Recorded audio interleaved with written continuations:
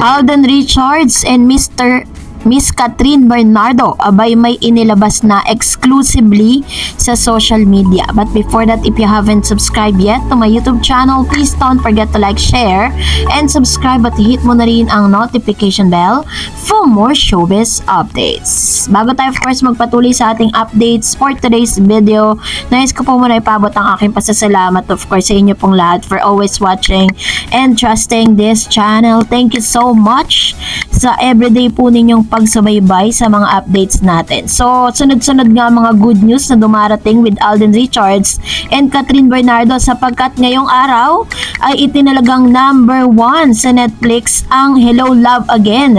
So, sa unang araw pa lang kahapon po, Feb 13, inilabas officially sa online streaming Netflix ang Hello Love Again, kung saan ibinalita nga ng ilang mga social media sites and malalaking network na nag-1 nga ito sa online streaming. Abay dinaig yung pong sinasabing na #1 dati na incognito, ngayon po ay nasipa ng Hello Love Again.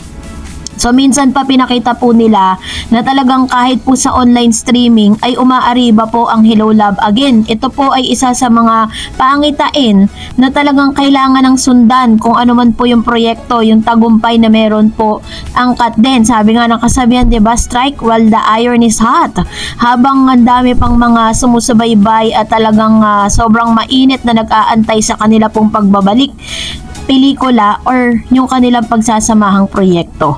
At of course, secondly, inilabas na rin ni Miss Catherine Bernardo ang ilan sa mga photos niya, official photos, kung saan ito po yung dahilan kung bakit wala po siya sa awards night, 'di ba, sa Manila Bulletin, kung saan ang pinadalo niya po is yung kanyang mami na si Mama Min kasama si Alden Richards na nabigyan po ng awards bilang Newsmaker of the Year. So ito po yung official na ginawa niyang trabaho noon na ngayon lang po nila inilabas sa SOCMED Body at Work The Bench Show. Yun. So this coming March, si Alden Richards po kasama ng ilang mga male star ng GMA Sparkle ay magkakaroon po ng fashion show na isa sa mga pinapakita nilang mga outfit doon is sponsored by Bench. So yun po ay show ng Bench. Inaasahan din natin na present din si Miss Catherine, no? Kasi ano po yun ang Bench eh, kumbaga parang mga produkto po nila yun, pares po silang mga endorser nito. So titignan natin kung ano po plano ng Bench kasi naglabas na siya ng official photos niya and kung matatandaan ninyo, 'di ba, last year ay isa rin si Miss Catherine Bernardo na present po doon po sa fashion show na yon. So gusto ko lang din pong i-correct, ito pong mga photos na nakikita po ninyo sa screen, yan po ay kaganapan pala sa birthday po ni Miss Heart Evangelista. Isa si Alden Richards sa mga invited, kasama po ang mga bosses po ng GMA Sparkle. So this time eto na, i-congratulate na din natin dahil isinapubliko na ni Miss Catherine Bernardo. Sabi po ng ilang mga online news, hindi na raw di umano mapigilan ang pagyaman ni Catherine.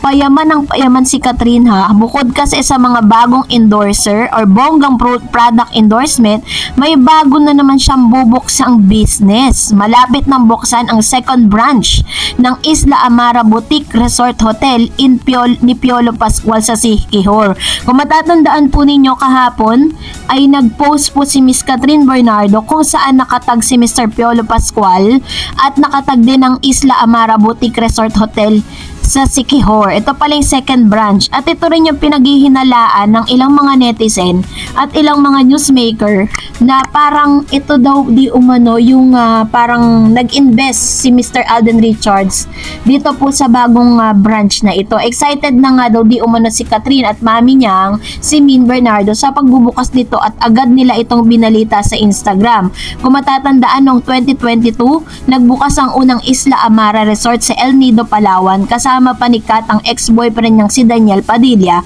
sa launching ng nasabing resort. Proud na proud nga si Kat dahil kahit 1 year pa lang sila na nag-ooperate ay nakamit na ng kanilang hotel resort ang first ever Tourism Excellence Award mula sa El Nido Municipal Tourism Office. Tuloy-tuloy ang pasok ng blessing sa Asia Multimedia Star or Asia Phenomenal Superstar Kaya naman kinocongratulate po siya ng lahat. Ano? So abangan po natin ang ilan sa mga pasabog ni Miss Catherine, and we hope that Alden Richards is present po dun sa pagbubukas ng second branch ng Isla Amara Resort sa El Nido, Siquijor. Ayan. So abangan natin yan.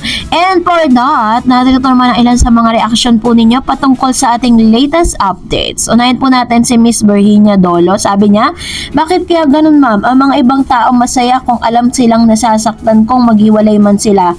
Sa una, hindi naman siguro para sa isa't isa at hindi pa naman natin alam kung sila talaga. Kaya wag po na tayo gumawa ng kwento, masira lang ibang tao, lalo na mga artista. God bless everyone. Ayan. So meron kasi mga parang may mga gusto na magkatuloyan sila, meron ding hindi. Sabi ni Dong Tats, natawa naman ako, pinilit na si Sanya yung babae. May mga videos naman naglalabasan na ini-ignore ni Alden si Sanya, lalo na doon sa last taping ng Pulang Araw, Thanksgiving at Christmas party ng Pulang Araw. Then sa AOS, halatang yung lowas ni Alden sa kanya kung saan uupo si Sanya, sa opposite naman uupo si Alden. Tapos nang nag-uusap sila, may lumapit na naka-white na lalaki, biglang tapik si Alden sa likod. Kahit alam nyo po, how many times na rin po talagang tinatanggi ni Alden yan. Talagang kumbaga, ang may offer lang ni Alden yan is friendship lang talaga. Kaya hindi ko po alam bakit pilit na inuugnay yung pangalan ni Mr. Alden Richards kay Miss Sanya Lopez. Yun po ang katanungan ko, 'di ba?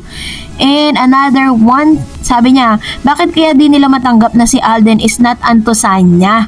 Diba, 2016 pa nagpahiwatig si Sanya na may gusto siya kay Alden, pero wala talaga si Alden sa kanya kasi hindi siya ang type ni Alden. Ginawa nilang desperado si Sanya to get Alden, ano. Totoo nga, sabi ni Miss Raquel, alam nyo, yung mga naninira sa relasyong Katden, wag na tayo magplastikan dito. Yung ibang Katniel fans at ibang Aldab fans yan. Tigilan na ninyo ang Katden. Ano naman, kung sila na, diba, be happy for them. Very true naman tayo dyan, diba? And alam na, kasi syempre, yung iba, yung mga Katniel fans, gusto nila makatuluyan ni Catherine si Daniel. Tapos sa mga Aldab fans naman, pinipilit pa rin nila si Alden tsaka si Maine, kahit na alam natin may asawa na si Maine. Sabi ni Miss Marilu, hi Miss Star Eds, as always, it's pleasure to follow and subscribe to your channel and vlog every time you have new updates about Katden. Miss Dar, looking forward on that big day for Bench Fashion Show on March 21st, 2025. I don't know why some people used to spread fake news and seems it makes them happy doing that. Alam nyo po, may mga ganyang klaseng tao kasi talaga parang mas na-happy sila pag ganun, ano. And Katden is not our property. We as fans and followers of Katden is our choice. But we are lucky because Katden is very kind, respectful, humble, and who love, care for us. They are grateful for us, their fans, who loves and giving their full support. To all Katden lovers, as I always say, trust, respect, and have faith. Stay team panatag palagi. Ayan. So, panatag lang talaga si Ma'am si Marilu, no, sa lahat po ng mga naglalabasang news ngayon. Lalo-lalo na po yung mga pinalalabas na mga, alam nyo na, yung dalawang vloggers na talagang pinipilit po nila kung ano yung gusto nilang sabihin sa public. Sabi ni Miss Glorioso, pakiusap mga bashers, wag naman ninyong gaguhin ng Katden fans. Sanya yung picture ni Sanya dyan. Napakatagal ng picture yan. Panahon pa ng kopong-kopong. Ano ba kayo? Kung sino-sino na lang yung ikabit yung pangalan, mga praning. True, diba? Parang pinipilit ka. Kaya nga po talagang hinanap ko yung video clip na yon para at least mayatid ko sa inyo, diba? Mahirap kasi yung parang sinasabi nila na ano lang daw, masyadong malabo ang photos. So, nagbigay tayo ng video. Yun na po yung pinakamalinaw at pinaka-exactong video na pwede kong may offer sa inyo. Doon po, patungkol doon sa pagsasama po nila sa gym bodies. So, that's it for today. For more videos and updates, please don't forget to like and subscribe, and please don't forget to follow my Facebook page, Dar Eds TV. God bless everyone!